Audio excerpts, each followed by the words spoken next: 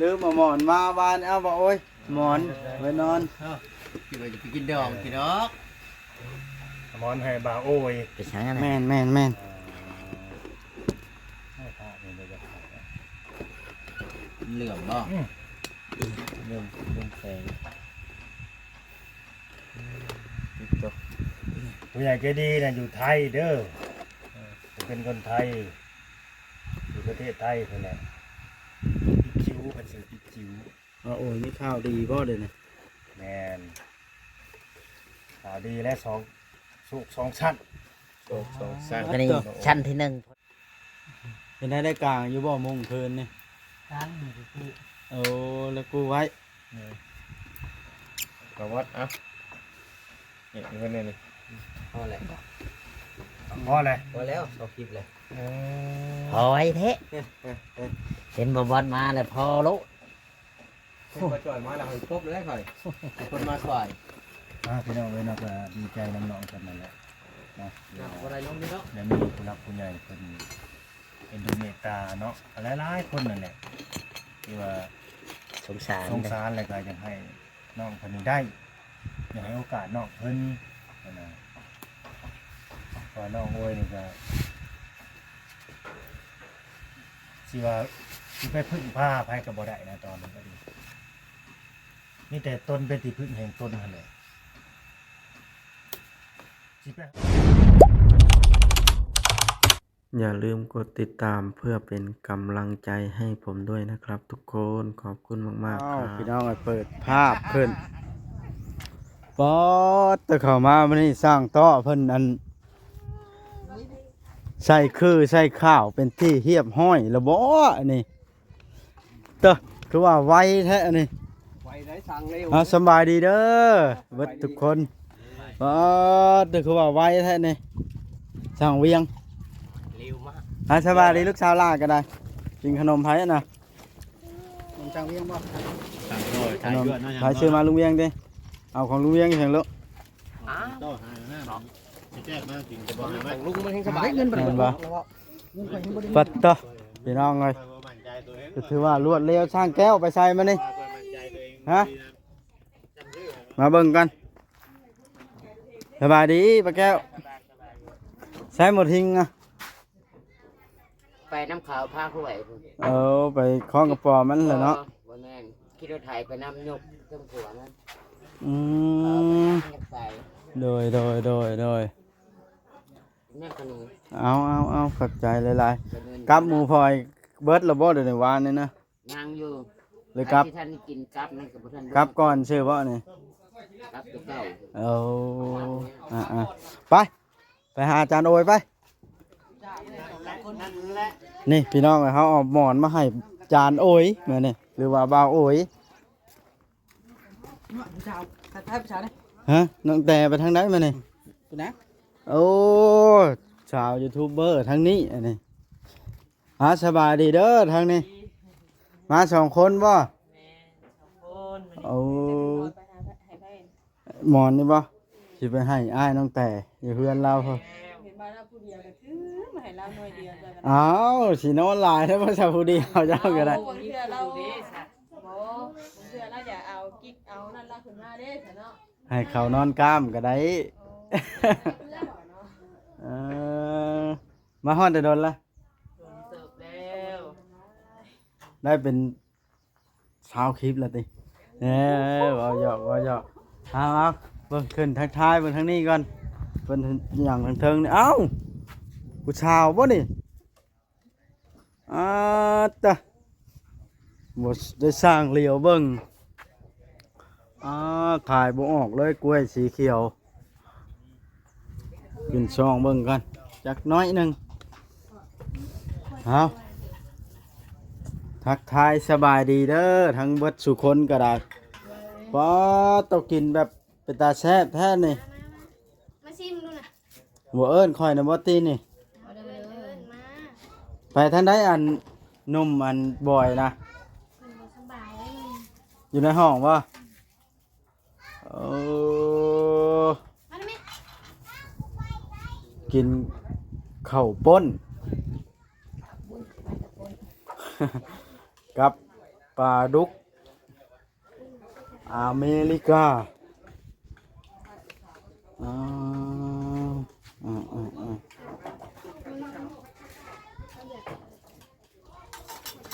บ่าวโอยแล้วอยู่เฮือนบ่เดี๋ยวนี้ แม่น สิไปหาบ่าวโอยก่อนค่อยนะโอ้ยก่อนไปซื้อกล้วยมากละล้านก่อน ๆจอกเอาไปได้3 ล้าน ฮะมันบ่สุกปิดก็บ่ได้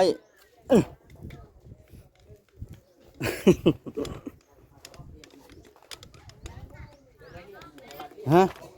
ถามเรื่องหมูบ่หมู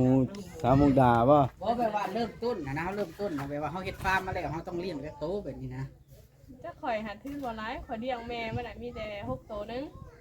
เลี้ยงจนมันแพร่พันธุ์พุ่นบ่เด้อนี่บ่แม่นว่าเลี้ยงไว้ขายเป็นโตนะ เอาเขาเลี้ยงแม่มันเฮากับผลิตลูกมันเนาะเฮาสมมุติว่าเฮาได้ลูกมันมาแล้วเฮาอยากขายเป็นแบบว่าลูกยาดมบ่หรือว่าขุนบ่มันก็แล้วแต่งบประมาณเฮาหั่นนะถ้าว่าเฮาไม่งบหลายเฮาก็เลี้ยงขุนเลยถ้าว่าเฮางบคือข่อยนี่ข่อยมันงบบ่หลายข่อยมันงบน้อยแล้วข่อยขายลูกมัน ตัวหนึงน่ะมันได้ลูกซอกหนึงน่ะมันได้อันเท่าไหร่อันจะได้น่ะได้โต สำหรับหมูข่อยกับมันหาแม่นั่นน่ะมันได้อันน่ะ10ปลายโตต่อแม่นึง13โตบ่ 13 12 10โต 10ขึ้นเนาะ มันมีแม่นึงมันได้ ก็ตัวละ1,000ก็ตัวละ10,000 บาท เก่งแฮงเนาะ แต่ว่ามันต้นทุนสูง บ่ค่อยไปหาบ่าวโอยกันเด้อล้มเรื่องหมูฮะ นอนมาไว้นอนนี่ บ่ค่อยสิไปหาบ่าวโอย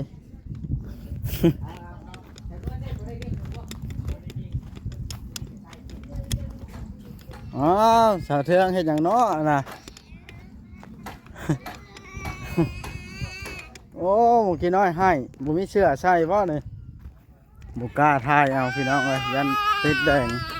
ลูกสาวเทือง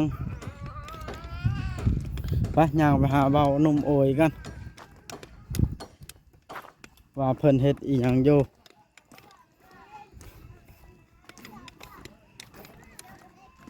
โอ้มาประเห็นรถพ่อลูกแพทย์เด้ออันนี้ฮะแม่นบ่รถพ่อลูกแพทย์นี่ ใกล้สิไปค่ะ สิไปหาบ่โอ้ย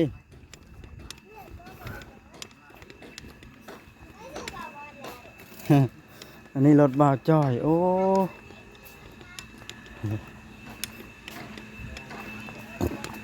จังหวัดทีมงานมาเต็มแล้วนี่ลืมช่องมาทางนี้มีเกิดจะคู่นับบนก่อน1 2 3 4 5 คนเด้ออยู่ถึงนะ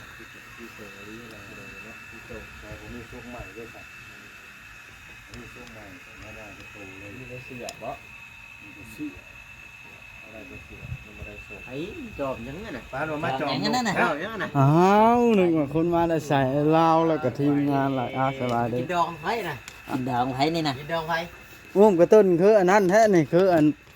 ผู้สาวแท้นี่ตั้งกล้องให้ค่อยนะบ่จ้อย มันบ่ไปกินดองไผน่ะ อันนี้นะ เออ บ่แล้วลืมเอาหมอนมาบ้านเอาบ่โอ้ยหมอนไว้นอน คิดว่าจะไปกินดองกินดอก มอนให้บ่าวโอ้ย ไปช้างนะ แม่นแม่นแม่น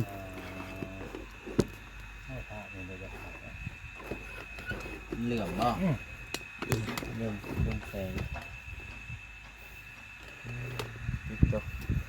ผู้ใหญ่ใจดีนะอยู่ไทยเด้อผมเป็นคนไทย อยู่ประเทศไทยนี่นแหละปิดคิ้วเป็นสื่อปิดคิ้ว ว่าโอ้ยมีข้าวดีบ่เด้นี่ แมนข่าวดีและสุก2 ชั้น สร้าง วันนี้ชั้นที่1พอได้ล่ะ คันที่1วิทย์ไปแล้วจะมา ไปแล้ว ทันไอ้กินไปเหล้าคืนเนาะไม่ได้ทำมื้อนี้คลิปอย่างเดียวเด้อบัดนี้ โอ้ยบ่ยอมบอกกันเลย บ่ได้ จบไปแล้วชั้นที่ จบทองได้ไอ้นี่น่ะ พอแพทย์โอ๊ต โอ๊ต ชั้นที่1 ดีใจนํเนาะ ใจน้ำมาโอ้ย มีโชคก็ได้ แม่น เป็นได้กลางอยู่บ่มงคืนนี่ ทางนี่คือ โอ้แล้วกูไว้ กวัดเอ้าเนี่ยเพื่อนนี่ พอแหละ พอเลย พอแล้วเอาคลิปเลย พอไว้แท้เห็นบ่บอลมาแล้วพอโล เห็นบ่จ่อยมาแล้วเฮ้ยปุ๊บเลยค่อยคนมาซอย พี่น้องเลยนะก็ดีใจน้องๆกันนั่นแหละเนาะ บ่ได้ลงนี่เนาะ และมีผู้รักผู้ใหญ่คนเอ็นดูเมตตาเนาะหลายๆคนนั่นแหละที่ว่า สงสาร สงสารอะไรก็อยากให้น้องคนนี้ได้อยากให้โอกาสน้องเพิ่นนะพอน้องโอ้ยนี่ก็สิว่าสิไปพึ่งผ้าไผก็บ่ได้นะตอนนี้ก็ดีนี่แต่ตนเป็นที่พึ่งแห่งตนนั่นแหละ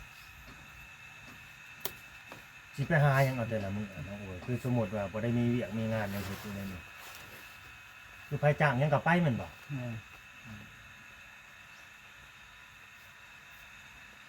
สิเป็นคนงานประจำหมู่บ้านก็แม่นหน้านี่นะพี่น้องไว้แบบ แต่น้องก็สิไปแบบน้ำคนที่ว่ามาหาลักๆเนาะคนที่น้องเคยไปใส่ลักๆตอนนี้นี่คือทางเงินเฮียมืดนี่ก็ยังไปน้ำเพิ่นอยู่บ่ บ่ได้คือไปนะ บ่ได้ไปแล้วตอนนี้อืมอันนี้คือบาร่ากับฮู้เด้อว่ายังหักแพงกันคือเก่าบ่หรือว่าจังใดนี่ก็บ่ฮู้ยังว่ายังคุยกันคือเก่าบ่น้องโอย เพราะว่าเมื่อก่อนนี่เห็นนั่นชุมเพิ่นมีแต่ไปอยู่ในหันนะ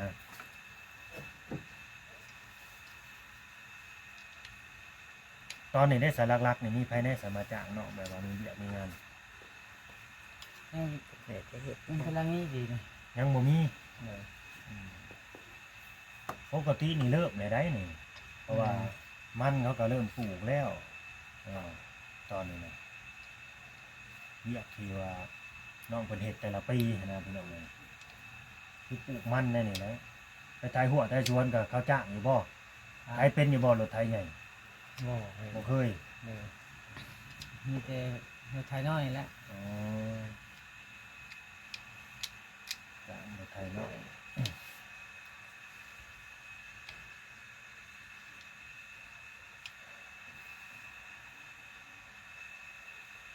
ส่วนว่าไอ้เรื่องวันอยู่วันเช้านี่ก็ถ้าฟังเบิ่งเด้อคอยเป็นคอยไปหั่นแหละสิเป็นจังไดก็ดี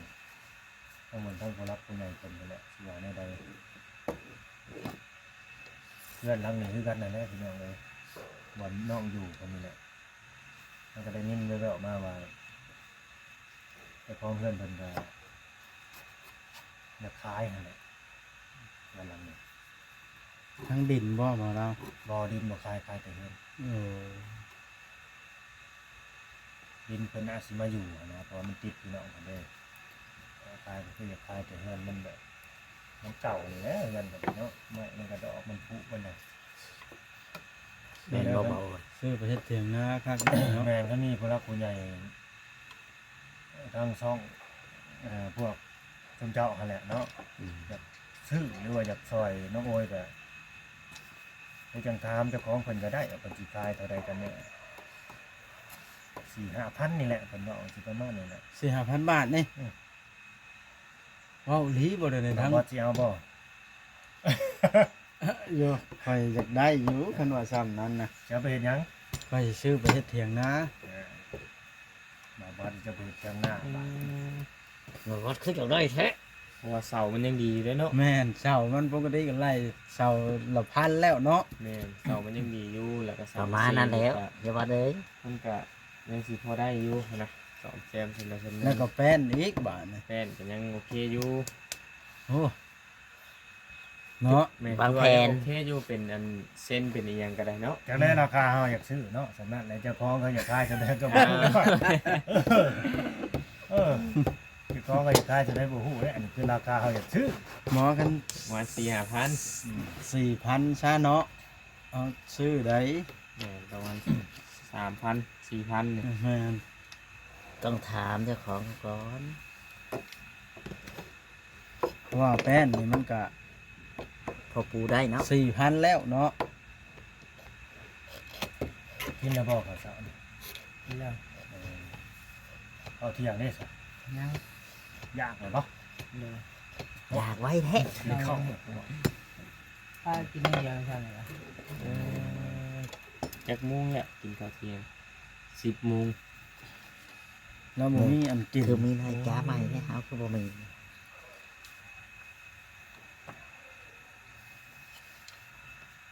กระตุ้นผู้สาวว่าเอาให้อะนะ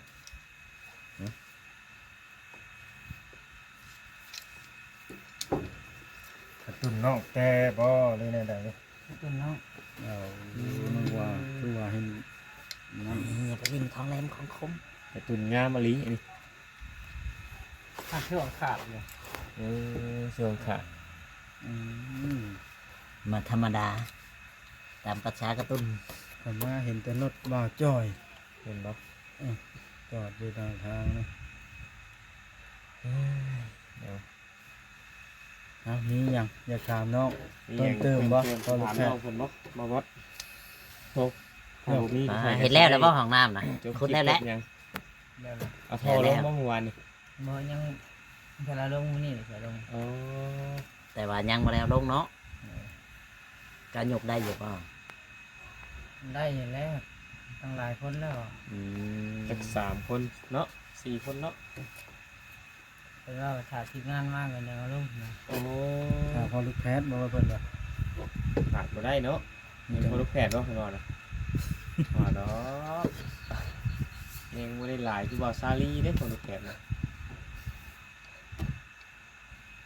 กับบ่าวบอสกับตัวใหญ่ บ่าวดาวนี่ว้าวเลยไหมบัดสิบัดอึ้ง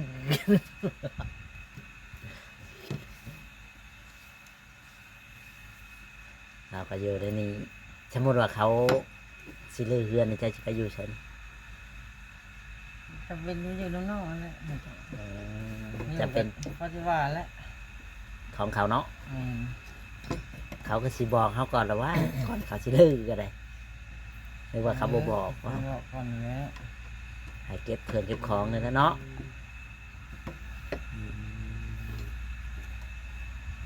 ฉันห่วยดื้อไปบ่บอกกันแนวห่วยกลับมาตึงตังหมด เขาบ่ไหว อ๋อแล้วคือตัวว่าอย่างวันนี้ เอ้าว่าถ้าคือว่าเอาหยังอ่ะซะ ให้บ่จ้อยเว่าบ่ ว่าโอนกันน่ะเนาะคือถึงว่าคนหนึงหยุดนะว่าสิเอาโอนกัน